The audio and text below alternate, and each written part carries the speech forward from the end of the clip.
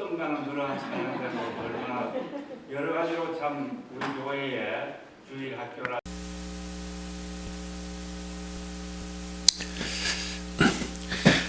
예, 자, 우리 장로님께서 오늘 예배를 대신해서 읽어주신 본문 말씀 창세기 50장 15절에서 21절 말씀을 가지고 내가 하나님을 대신하리까 라는 제목으로 잠깐 은혜를 나누고자 합니다. 그 우주라는 말의 영어식 표현에는 두 가지가 있어요.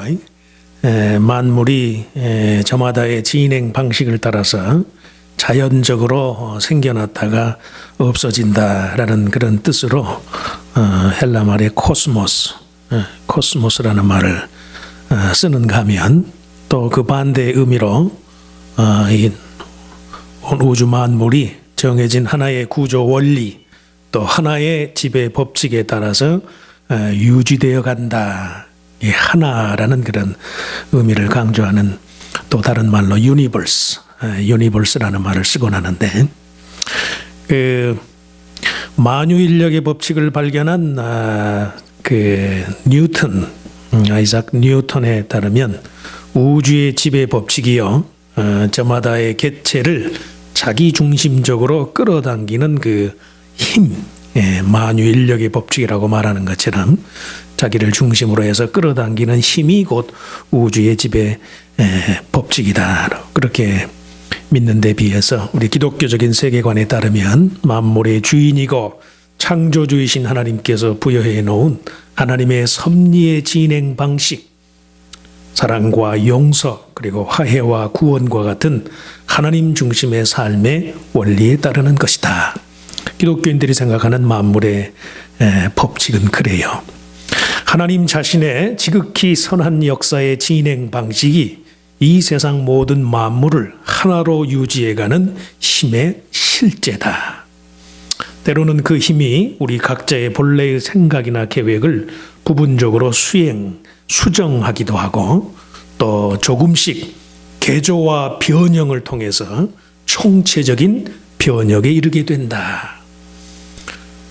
우리가 흔히 말하는 회개라는 말의 뜻도 사실은 만물을 하나 되게 하는 이 유니버스적인 하나님의 지배 법칙을 따르는 것이 곧 기독교인의 회개의 삶이라고 부를 수 있어요.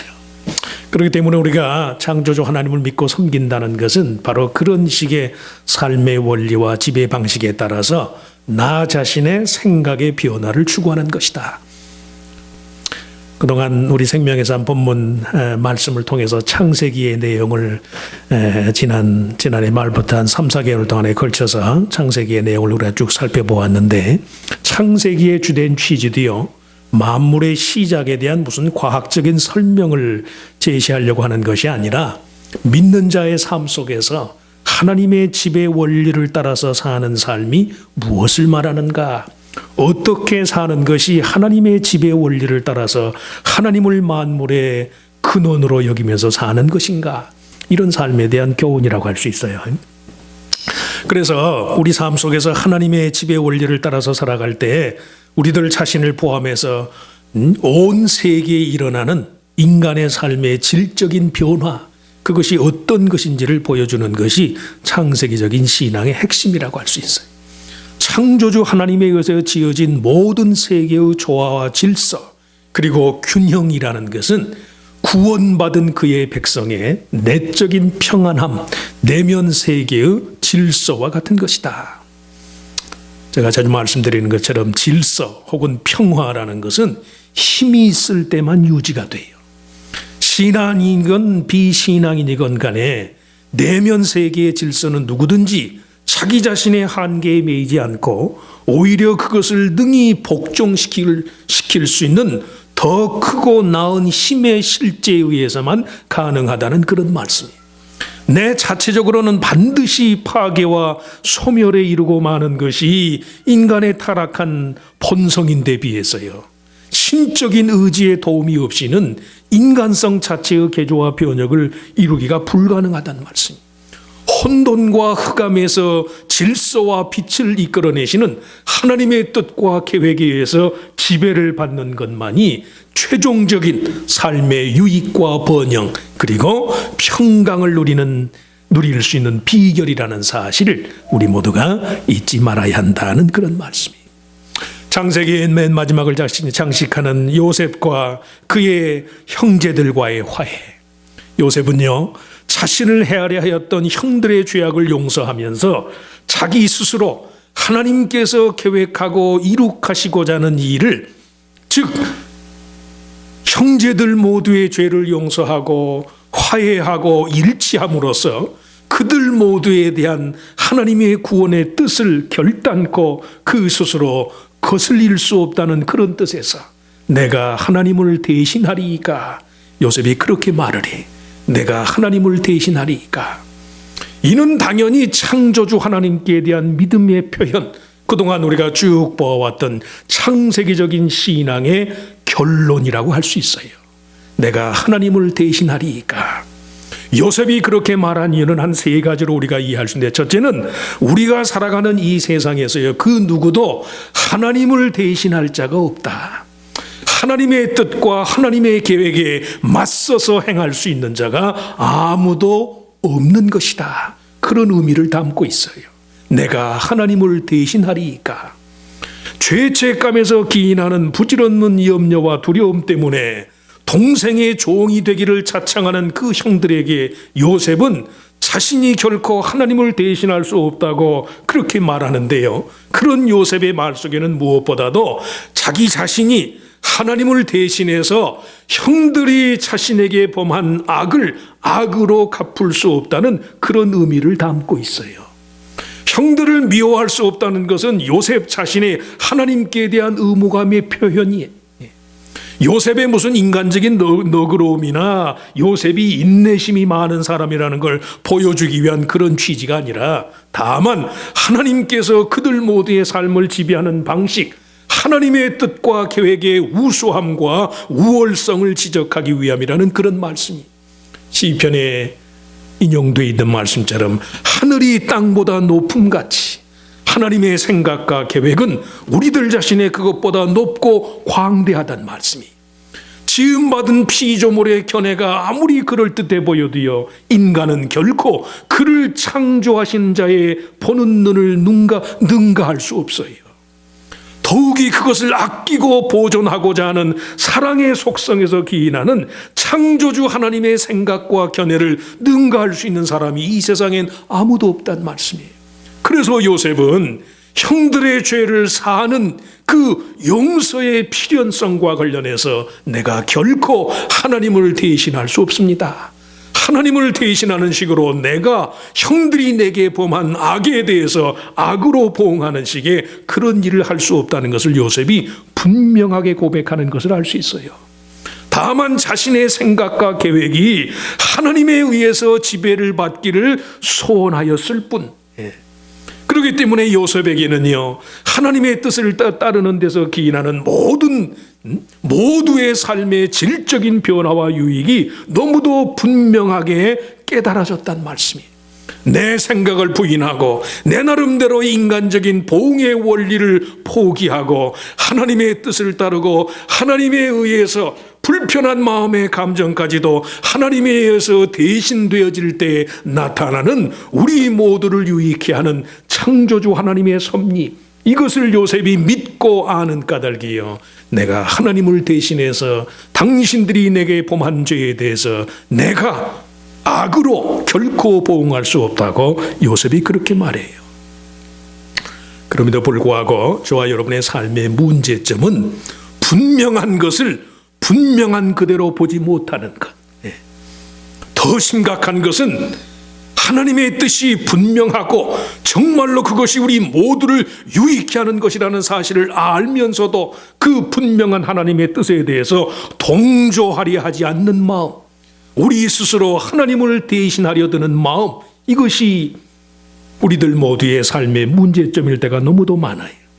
요셉의 경우에서처럼 믿음이란 나 자신의 생각보다 더 높고 광대한 차원에서의 유익을 가져오는 하나님의 뜻에 대한 자기 생각의 포기이며 부인이라는 말씀이에요.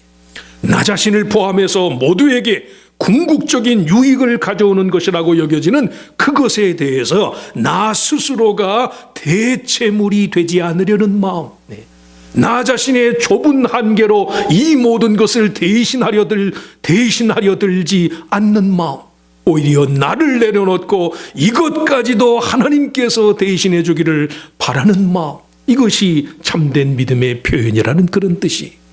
그것을 위해서요, 요셉의 그 고백 속에 포함되어 있는 두 번째로 요구되는 것이 정말로 참되고 유익한 것, 그리고 영원한 것의 가치를 추구하는 열심이라고 할 수 있어요.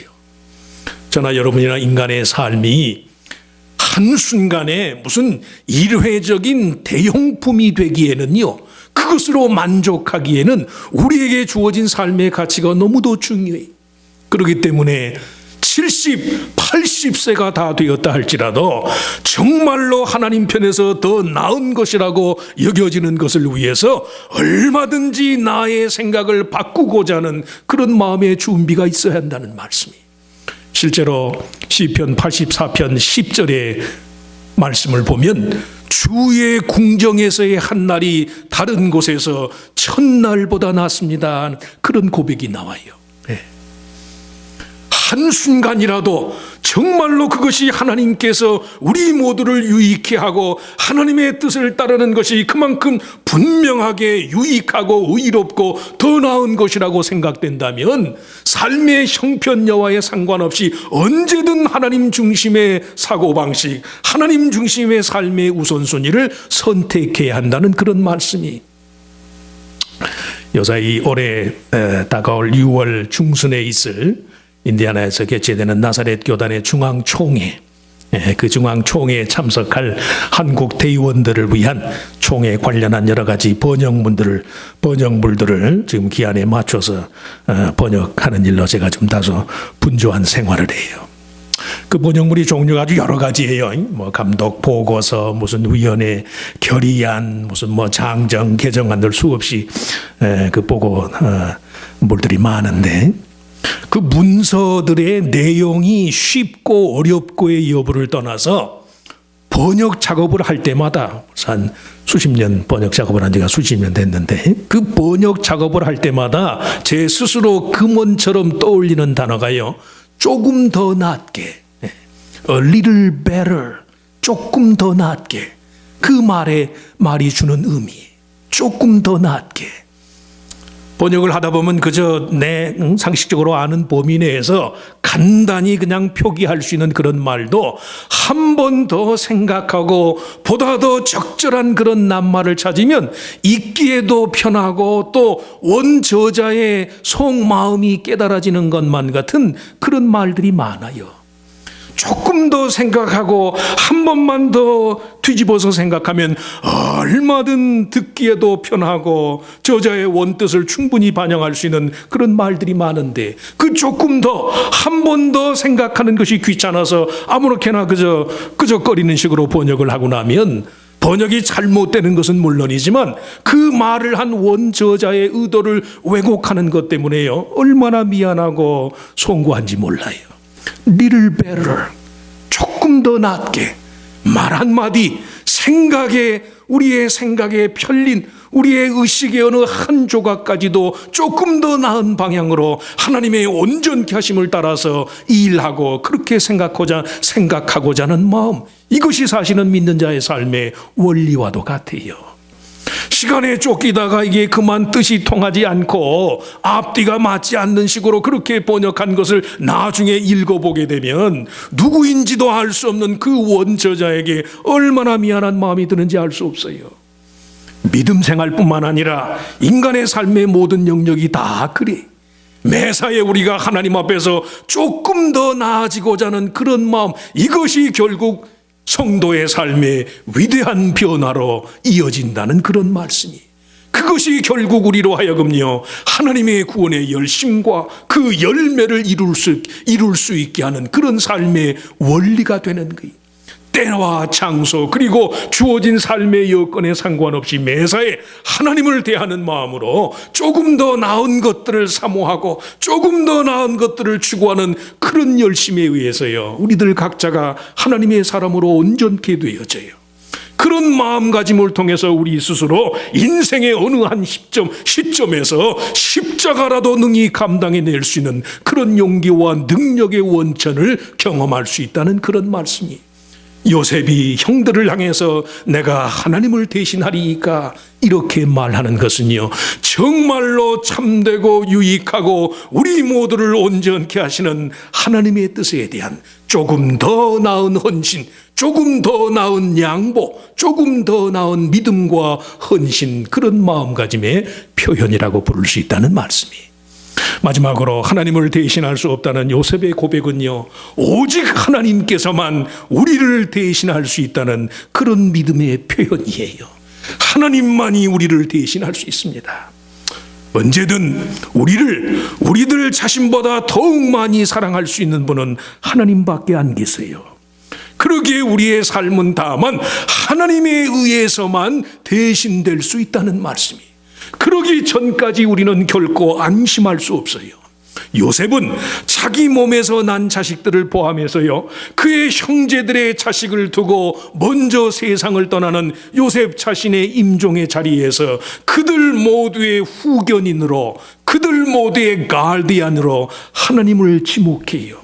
오늘 본문 24절 말씀, 나는 주구나 하나님이 너희를 권고하시고 너희를 이 땅에서 인도하여 내사 아브라함과 이삭과 야곱에게 맹세하신 땅에 이르게 하시리라.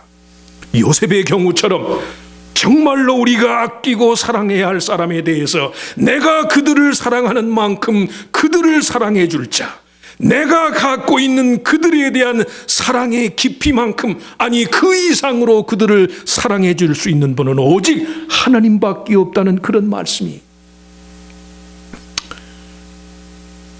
개인적으로 새벽 기도회를 포함해서 수요 예배도 마찬가지고 주일 예배도 마찬가지고 각종 기도회나 공예배를 제 나름대로 항상 주기도문으로 끝내는 데는 이런 이유가 있어요.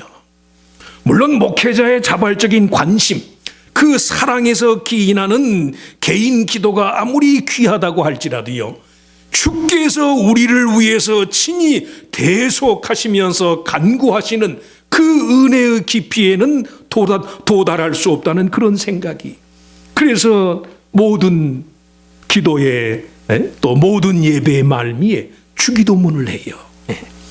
내가 저들을 위해서 기도하는 것이 목자로서의 양심을 걸고 물론 귀하고 소중한 것이지만, 인간이 인간을 대신할 수 있는 그 어떤 범위를 초월해서요, 하나님께서만이 우리를 대신할 수 있고 우리를 향한 하나님의 사랑만이 이 세상에서 우리를 가장 온전케 하신다는 그런 뜻에서, 그렇기 때문에 우리가 성도가 부모를 공경하는 것도 사도 바울이 권면한 것처럼 주의 사랑으로, 부모가 자식을 사랑하는 것도 주의 훈계와 교훈으로 양육해야만 하는 이유가 바로 여기에 있다는 말씀이, 정말로 내가 사랑하는 자의 운명, 그것을 안심하고 맡길 수 있는 대상은 이 세상에 한 곳밖에 없어요. 주님의 이름으로 축복하고 또 주님의 말씀으로 우리가 구원해야만 한다는 그런 말씀이, 오늘 본문에 나타난 요셉의 유언처럼 고대 이스라엘 백성에게 있어서 유언이라는 것은요, 마치 고리와도 같은 것이어서 누군가의 운명을 얽어매는 그런 효과가 있어요. 오직 주님만이 자녀들에 대한 요셉 자신의 사랑을 대신할 수 있기에 요셉은 생의 마지막 순간 그들을 하나님의 영원한 언약에 매이게끔 하고 싶었던 그런 말씀이, 그래서 오직 하나님의 사랑만이 우리의 사랑을 대신하고 능가할 수 있다는 그런 요셉의 믿음의 표현이, 나는 주구나 하나님이 너희를 권고하시고 너희를 이 땅에서 인도하여 내사 아브라함과 이삭과 야곱에게 맹세하신 땅에 이르게 하시리라. 오직 하나님께서만 나를 대신할 수 있다는 그런 믿음으로 내가 그리도 사랑하는 자에게 주고 싶은 모든 것의 그 결정체를, 그 이상의 것을 하나님께서 주실 수 있다는 믿음으로 요셉은 저의 마지막 임종의 자리에서 그의 자녀들 모두를 하나님의 은혜와 하나님의 약속에 매이도록 하는 것임을 알 수 있어요. 하나님의 뜻과 계획이 더 나은 줄 알면서도 마치 하나님을 맞서서 대항하는 식으로 자신의 편견과 아집을 내세우면서 스스로 하나님을 대신하고자 하는 그런 어리석음을 범치 말아야 한다. 인간은 어떤 경우에도 아무리 의롭고 아무리 선한 사람이라 할지라도요, 인간은 인간의 의와 인간의 선을 갖고서는요, 하나님이 하시는 일을 대신할 수 없어요. 아울러서 하나님의 능력의 소중함, 그의 사랑의 위대함이 어떠한 줄을 알았다면 정말로 내 모든 삶의 영역에서 내 뜻이 아니라 하나님의 뜻이 나를 대신해서 다스려지도록 우리들 각자의 삶의 주권을 하나님에게 양도해야 한다는 그런 말씀이, 자주 말씀드리지만은 이런 창세기적인 신앙의 원리에서 본다면 죄라는 것은요, 하나님이 내 삶을 순전히 하나님께서 대신하지 못하도록 만드는 내 중심성, 인간의 고집, 자기중심적인 생각, 때로는 그것이 아무리 그럴듯하게 포장이 된다 할지라도요, 자기 스스로 자기 한계를 벗어버리지 못한 채로 그렇게 알량한 죄의식이나 스스로 안 될 것만 같은 그런 부정직하고 부정적인 생각에 사로잡히는 이것이야말로 창세기적인 신앙을 정면으로 위반하는 인간의 죄성의 표현이라고 할 수 있어요. 하나님이 원하시고 하나님께서 뜻하시면 믿는 자의 삶 속에서 그가 대신하실 수 없는 것은 결코 없다는 말씀이에요. 나의 의와 정직함과 선함의 영역에 있어서 뿐만이 아니라 나의 죄, 나의 불의함, 나의 죄성을 사하는 데 있어서도 나는 대신할 수 없지만 하나님은 능히 대신할 수 있는 것이다. 의롭고 선하고 뭔가 나 자신을 드러낼 수 있는 그런 삶의 영역에 있어서만 아니라 감추고만 싶고 부끄럽고 추저하고만 싶은 그런 부끄러운 삶의 영역에 있어서도 하나님이 이것까지도 능히 나를 대신할 것입니다. 이런 믿음으로 하나님의 주권 앞에 내 모든 생각, 내 중심적으로 위축되고 내 중심적으로 끌어당기는 그런 모든 생각을 내려놓을 때 정말로 하나님께서 믿는 자의 삶을 대신해서 고칠 것을 고치시고 바르게 할 것을 바르게 하고 능히 새롭게 할 것을 하나님께서 새롭게 하시리라는 그런 말씀이에요. 사랑하되 끝까지 주님의 이름으로 그리고 주님의 뜻의 성취를 위해서 사랑해야 한다는 그런 말씀이, 의를 행하되 끝까지 내 의가 아니라 하나님의 뜻이 드러나고 하나님의 섭리가 이루어지는 그런 하나님의 뜻과 하나님의 주권을 위한 그런 의와 그런 선함의 삶에 힘써야 한다는 말씀이, 인간은 결코 하나님을 대신할 수 없고 다만 하나님께서만 저와 여러분을 대신할 수 있다는 그런 믿음으로 내가 어찌 하나님을 대신하리까, 이 요셉의 고백이 믿는 자로서 아니 평생토록 우리 모두의 삶의 고백이 될 수 있기를 주의 이름으로 축원합니다. 하나님 감사합니다. 창세기에 그동안 수개월에 걸쳐서 창세기 있는 말씀을 묵상하고 창세기적인 신앙의 회복을 구할 수 있게 해주심을 감사합니다.